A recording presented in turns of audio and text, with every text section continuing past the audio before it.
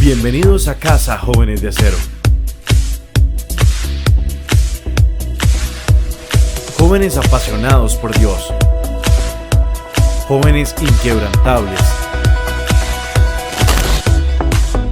Somos los que nunca se rinden. Somos los que nunca retroceden. Somos los que agradan y aman a Dios. Vamos por más. Jóvenes de Acero, ¿quién dijo miedo? Somos JDA. Un saludo a la distancia y un abrazo. ¿Cómo están? Dios les bendiga. Hoy estamos más en una semana para poder compartir la palabra de Dios, lo que hemos llamado el mensaje de los JDA.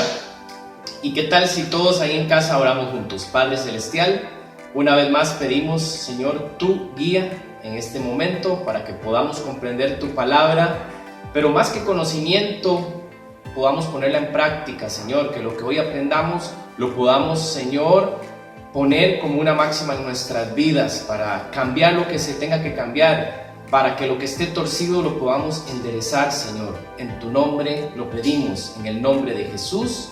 Amén. Ok, en esta ocasión tenemos en el mensaje de los JDA, lo hemos titulado Levántate. Tú que estás en tu casa, tú que estás con tu familia, con tus amigos, llegó el tiempo de que nos levantemos en el nombre de Jesús. De cualquier circunstancia, de cualquier dificultad, debemos levantarnos y hoy lo vamos a ver. Vamos a Juan capítulo 5, versículo 1 al 9, búscalo ahí en tu Biblia, apúntalo en tus notas para que lo puedas buscar y tener con más tiempo ahí detenimiento. Dice así, versículo 1, después de estas cosas había una fiesta de los judíos y subió Jesús a Jerusalén. Versículo 2, y ahí en Jerusalén, cerca de la puerta de las ovejas, un estanque llamado en hebreo Betesda, el cual tiene 5 pórticos. Betesda, la palabra en arameo, significa casa de gracia, significa casa de la misericordia y se relaciona con la curación y la sanidad del cuerpo. El versículo 3 dice, en estos yacía una multitud de enfermos, ciegos, cojos y paralíticos que esperaban el movimiento del agua. Este estanque era un punto de encuentro, un punto de reunión, y yo quiero que lo podamos ver detenidamente. Dice la palabra de Dios que habían ciegos, habían cojos y habían paralíticos. ¿Quiénes son los ciegos espirituales hoy en día? Los ciegos son aquellos que se llenan de doctrina pero tienen un corazón vacío. ¿Quiénes son los ciegos? Los que se llenan de teología pero no tienen fe. ¿Quiénes son los ciegos? Son los que se llenan de hermenéutica pero no tienen amor por los demás. Saben mucho del evangelio pero son religiosos. Jesús les dijo a los fariseos en una ocasión, un ciego no puede guiar a otro ciego porque los dos caerán en el mismo hoyo. Entonces, hoy vamos a entender quién es un ciego espiritual. Es el que adquiere mucho conocimiento bíblico, pero vive en una vida de religiosidad. Esos son los ciegos espirituales. ¿Quiénes son los cojos espirituales? Los cojos espirituales son los que se sientan a la puerta del templo. En una ocasión, Pedro iba hacia el templo y había un cojo.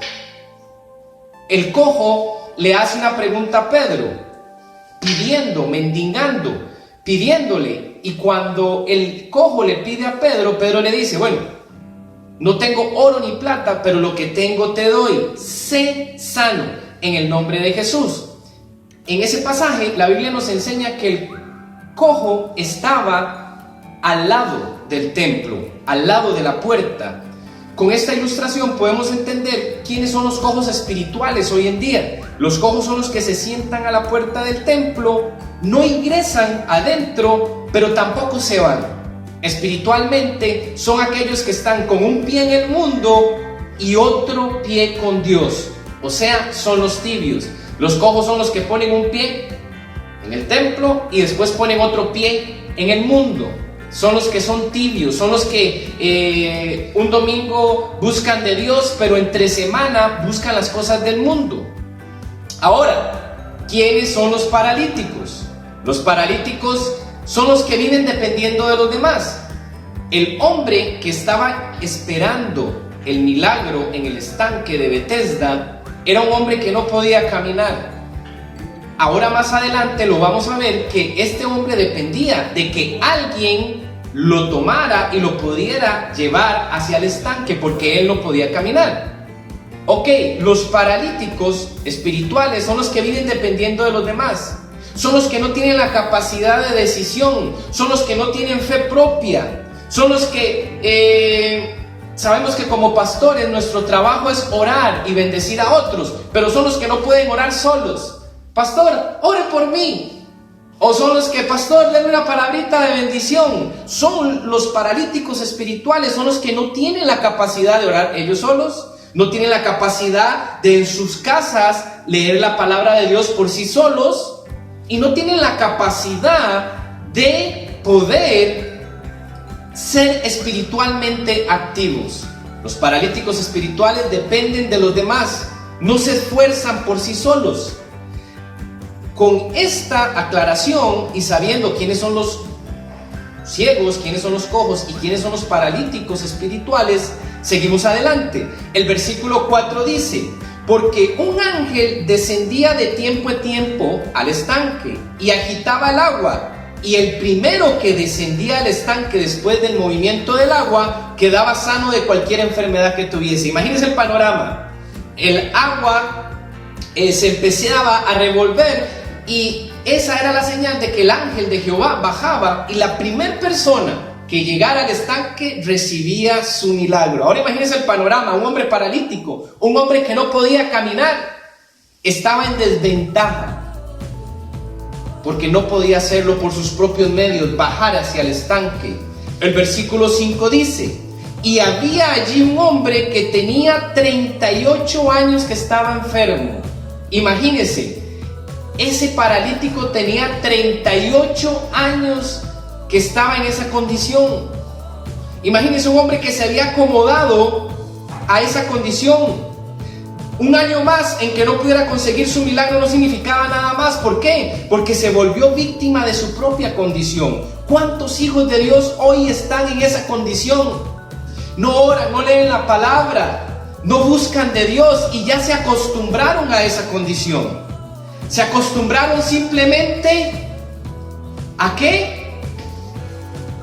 A orar de vez en cuando, y lo que lee o lo que leyó durante un día le basta para toda la semana. Entonces ese hombre se había habituado a su parálisis, y hoy lo estamos viendo con la analogía de una parálisis espiritual. Ya se había encontrado un gusto tal que no lo dejaba levantarse y seguir corriendo la carrera. Hebreos capítulo 12 versículo 1 dice: por tanto nosotros también, teniendo en derredor nuestro tan grande nube de testigos, despojémonos de todo peso y del pecado que nos asedia, y corramos con paciencia la carrera que tenemos por delante. Imagínate, ese hombre no podía ni siquiera levantarse. ¿Cómo podía correr? El problema está en que levantarse muchas veces cuesta, y volver al nivel de antes cuesta aún más. ¿Sabes por qué? Porque básicamente tenemos que sacrificar el doble de cosas para volver a estar en forma. Tú que estás en tu casa hoy, llegó el tiempo de que te levantes y corras la carrera, la que Dios hoy nos ha encomendado a ti y a mí. El versículo 6: cuando Jesús lo vio acostado y supo que llevaba ya mucho tiempo, 38 años, le dijo: ¿quieres ser sano? Al hacer la pregunta,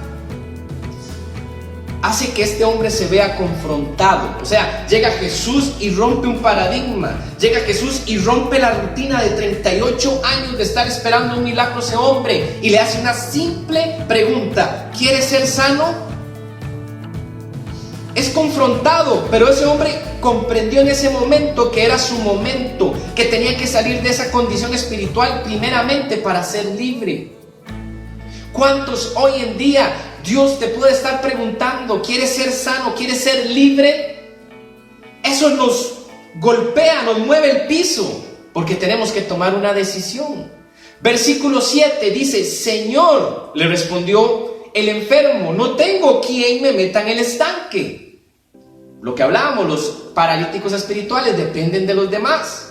No hay quien me meta en el estanque cuando se agita el agua, y entre tanto que yo voy, otro desciende antes que yo. O sea, otro se le robaba el mandado, otro se le iba, como quien dice, arriba. ¿Y sabes qué pasa con los paralíticos espirituales? Por esperar que otros resuelvan tu vida espiritualmente, ¿de cuánto te has perdido? ¿Cuánto te has perdido dependiendo de otros? Cuando tú puedes entrar, acceso directo a nuestro Padre Celestial. El versículo 8, y ahí viene la palabra clave, dice: Jesús le dijo, levántate, toma tu lecho y anda. El lecho era una especie de tapete hecho de paja y bastante liviano. ¿Eso para qué? Para que lo llevara una persona sana en su hombro mientras asistía a la persona enferma. Y Jesús, cuando le dice, toma tu lecho y anda, le está diciendo, ¿sabes qué? Ya no vas a necesitar más eso. Y vea lo que dice el versículo 9. Primero el versículo 8, Jesús le dice, levántate. Y luego el versículo 9 le dice, y al instante aquel hombre fue sanado, tomó su lecho y anduvo. Y era día de reposo aquel día. Mira qué tremendo. Jesús le dice, levántate. ¿Sabes algo? Fue un milagro al instante. Pero yo quiero que te pongas por algún momento en los pies de ese hombre. Un hombre que tenía 38 años, que no podía caminar. Y usted sabe lo que es que Jesús llegue y le diga, levántate. Tal vez en ese momento pudo florecer la duda en su vida. Tal vez como muchos que están hoy en casa, ya hoy Dios te ha dicho, levántate de esa situación. Ya Dios te ha dicho, es tiempo de que comiences a correr, lo que decía Hebreos 12:1. Pero en ese momento donde Jesús te dice, levántate, puede llegar el enemigo con la duda, puede llegar la pereza, puede llegar el afán. Pero mira lo que dice el versículo 9, y al instante aquel hombre fue sanado. ¿Sabes algo? Aquí la palabra me enseña que la obediencia produce bendición. Es algo al instante. Cuando Jesús te dice que te levantes, es porque Él te quiere levantar, porque Él te quiere hacer un mejor hombre, Él te quiere hacer una mejor mujer, un mejor joven. Te quiere sacar de la condición en la que has estado acostumbrado, en la parálisis cerebral.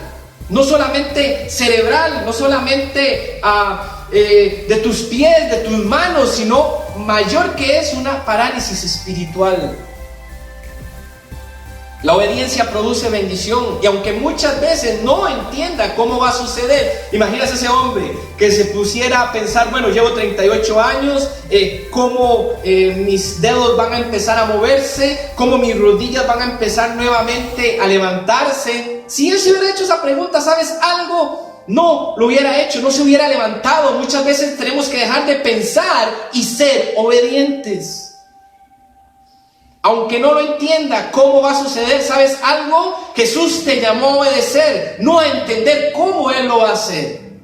Porque el milagro, para que Dios te levante, no depende de tus fuerzas, no depende de tus talentos, depende de aquel que es el que hace los milagros. Muchas veces no nos levantamos en el nombre de Jesús porque empezamos a pensar, es que no puedo hacer esto, es que soy tímido, es que tengo tales miedos. El milagro no depende de mi persona o de tu persona, depende de uno más grande, que es Dios. Sé obediente. Por un lado está este hombre que era paralítico, y quiero llevarte a otro hombre. Marcos capítulo 10, versículo 46 al 52. Versículo 46 dice: entonces vinieron a Jericó, y al salir de Jericó, él y sus discípulos y una gran multitud, Bartimeo el ciego, hijo de Timeo, estaba sentado junto al camino mendigando. ¿Qué significa ser mendigo? persona que habitualmente pide. Es una persona que está al cuidado de otros. Una persona que está esperando limosna, pidiendo limosna. Ahora, ¿qué es una limosna? Ayuda voluntaria que se da sin esperar nada a cambio.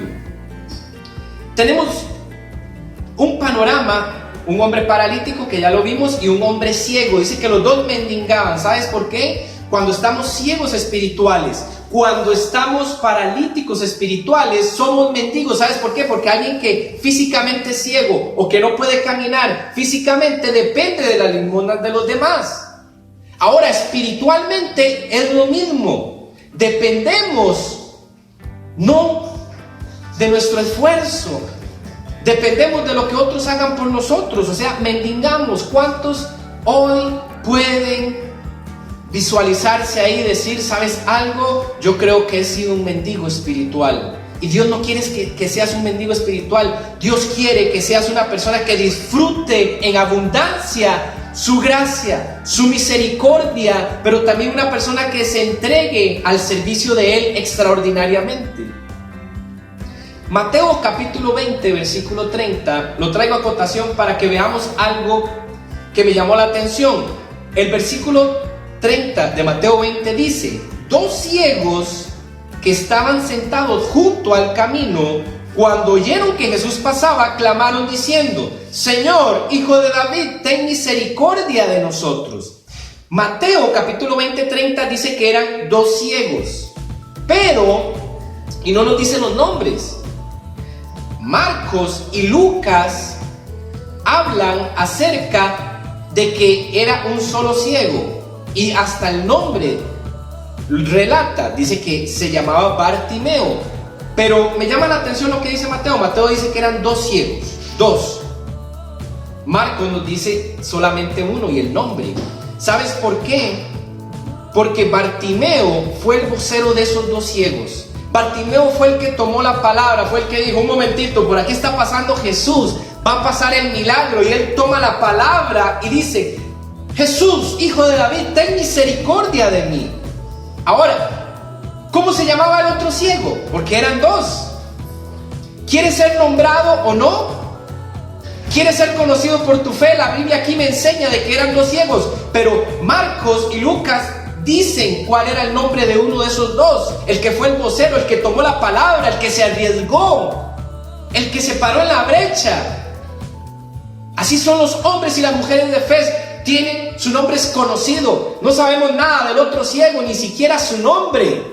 ¿Quieres ser conocido en el reino de los cielos? Tienes que ser osado, tienes que ser violento. Como lo dice la palabra, que el reino de Dios sufre violencia y los violentos son los que arrebatan. Marcos nos dice cuál era el nombre de el que fue dicho acá, Bartimeo. ¿Sabes por qué? Porque Bartimeo dejó la conformidad, llama la atención de Jesús. Por lo tanto, el enfoque único, tanto en el relato de Marcos como el de Lucas, es el ciego Bartimeo. El versículo 47 dice: y oyendo, porque no podía ver que era Jesús Nazareno, comenzó a dar voces y a decir: Jesús, Hijo de David, ten misericordia de mí. ¿Qué significa Hijo de David? Si es la afirmación del reconocimiento de Jesús como Mesías, como Rey de nuestras vidas. Versículo 48: y muchos le reprendían para que callase, pero él clamaba mucho más: Hijo de David, ten misericordia de mí. ¿Cuántos hoy en día el mundo te puede estar callando para que no sigas a Jesús? ¿Cuántos hoy en día los problemas te están callando y son como esas personas? Bartimeo está por un lado gritando: Hijo de David, ten misericordia de mí. Imagínate la multitud rodeando a Jesús. Jesús no podía ver a Bartimeo porque estaba un puño de gente, pero ese hombre toma una decisión.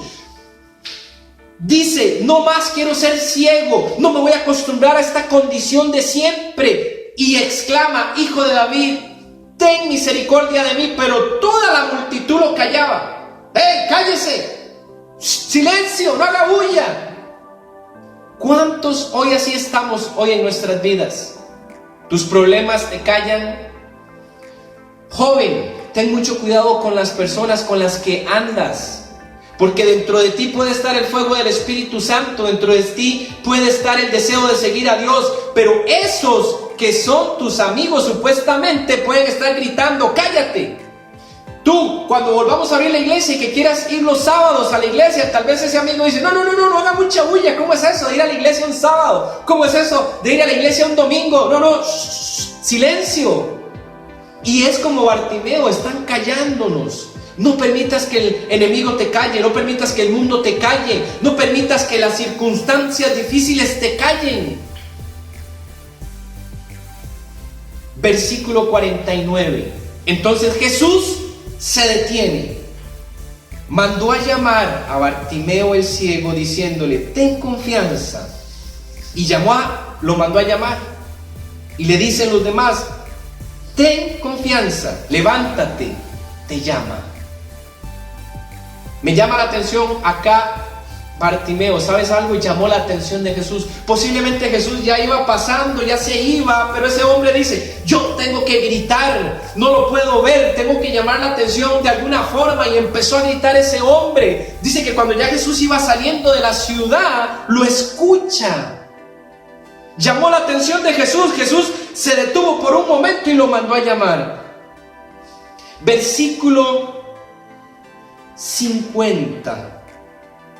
Pero yo quiero ver un detalle acá antes de pasar al versículo 50.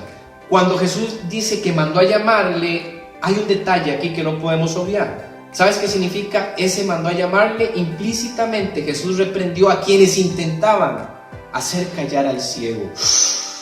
¡Qué tremendo! Cuando Jesús lo manda a llamar, le dice a la gente que lo estaba reprendiendo, suave un toque, suave un momentito, ¿cómo es eso que están callando al ciego? Y automáticamente reprende a aquellos que estaban callando a ese ciego. Cuando tú eres un joven valiente que decide amar a Dios antes que las cosas del mundo, Jesús va un momento a callar todas esas circunstancias, todas esas dificultades que has estado pasando, y va a decir, suave un momento, te mando a llamar. Versículo 50. Él entonces, Bartimeo, arrojando su capa, se levantó y vino a Jesús. Mira qué tremendo. Nuevamente la palabra levántate. Jesús lo manda a llamar y le dice levántate. La misma circunstancia del paralítico. Por Bartimeo pudo pasar por su mente decir, bueno, soy ciego, él me dice que me levante, pero ¿hacia dónde voy? No puedo ver. Puede entrar la duda otra vez. Y dice que arrojó su capa, se levantó y vino a Jesús. Entregó lo único que tenía. Eso es lo que significa arrojó su capa. Era lo único que tenía porque era un mendigo. Entrega lo único que tenía, o sea, entregó todo por Jesús. Arrojó su capa, símbolo de adoración y rendición a Jesús. Versículo 51. Respondiendo Jesús le dijo, ¿qué quieres que te haga? ¿Recuerda la misma pregunta que le hizo al paralítico? ¿Qué quieres que te haga? Y el ciego le dijo, maestro, que recobre la vista. Pero primero Jesús le dice, un momentito, ven hacia mí, levántate. Para poder levantarnos espiritualmente, tenemos que ser, número uno, obedientes. Y Jesús te llama, ok, levántate, deja tu condición, deja de ser un flojo espiritual, levántate, ven. Y dice el versículo 52, Jesús le dijo, vete, tu fe te ha salvado, y enseguida recobró la vista y seguía a Jesús en el camino. ¿Sabes qué extraordinario? Bartimeo, un hombre que no podía ver, un hombre ciego, solamente escuchaba, y dice que cuando Jesús le recobra la vista, vea qué extraordinario, lo primero que ve es a Jesús. ¡Wow! ¡Qué tremendo! Un hombre que no podía ver, recibe la vista, tal vez escuchaba a los pájaros, tal vez escuchaba a los perros, pero no sabía ni qué era un perro o un pájaro. Pero cuando recobra la vista, lo primero que ve es a Jesús, al Rey de Reyes, a mi Maestro. Imagínense qué tremendo, un hombre que no podía ver, y lo primero que ve es a Jesús. ¿Qué estás viendo hoy? las circunstancias? ¿Qué estás viendo hoy? ¿Los problemas? ¿O estás viendo a Jesús? ¿Qué ves? Decide hoy ver a Jesús. Y cuando Jesús le habla y le dice, tu fe te ha salvado, significa la forma del verbo traducida que significa tu curación fue completa, incluyendo la salvación espiritual, incluyendo la sanidad del cuerpo. ¿Sabes algo? Qué tremendo lo que hoy hemos podido hablar. Y antes de terminar, yo quiero que en este momento recuerdes, cuando Jesús te dice levántate, es porque estás en una condición en la que puedes estar mejor. Dios quiere siempre que sus hijos estemos mejor. Y cuando Dios te llama y te dice, ¿sabes qué? Levántate, no pongas dudas. Sé obediente. ¿Sabes qué? El que lo piensa o el que duda se paraliza. Así que en este momento, sé obediente. No pongas dudas, no pongas temores, solamente camina, sigue hacia el frente, sigue adelante. Padre Celestial, en esta hora te damos gracias por tu palabra. Hoy aprendimos que hay cojos espirituales, que hay ciegos espirituales, que hay paralíticos espirituales. Señor, y si he estado en alguno de esas tres condiciones, hoy decido levantarme, escuchar tu voz, verte a ti y caminar hacia ti, Señor, para recibir todo lo que tú tienes para mi vida, todo lo que tú tienes para mi familia. Hoy decido levantarme por el poder de tu nombre, Señor Jesús. En el nombre de Jesús, conforme a tu voluntad, que así sea. Amén y amén. Nos vemos la próxima semana en el mensaje de los JDA. Espero que puedas recibir esta palabra en tu corazón y la puedas poner en práctica. Nos vemos hasta la próxima. Que Dios te bendiga.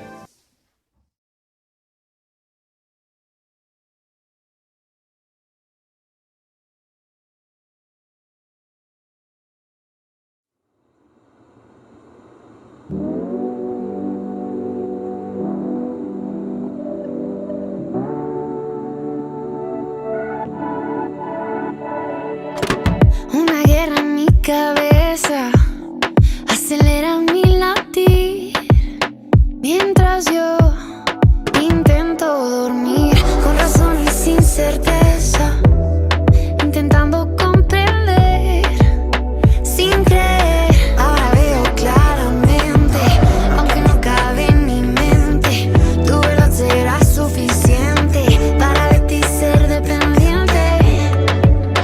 Y es que tú eres tan impresionante, nada ni nadie llega a acercarse. Si todo lo olvido, que eso me quede presente. No necesito nada, solo tú, solo tú. No necesito nada, solo tú, solo tú. Si te tengo a ti, yo tengo todo lo que quiero, todo lo que necesito. Llenas cada esquina, llenas cada rinconcito. Y si lo olvido, repito, tú eres todo lo que quiero, todo lo que necesito. Llenas cada esquina, llenas cada rinconcito. Y vuelvo, lo pienso, me quedo contigo.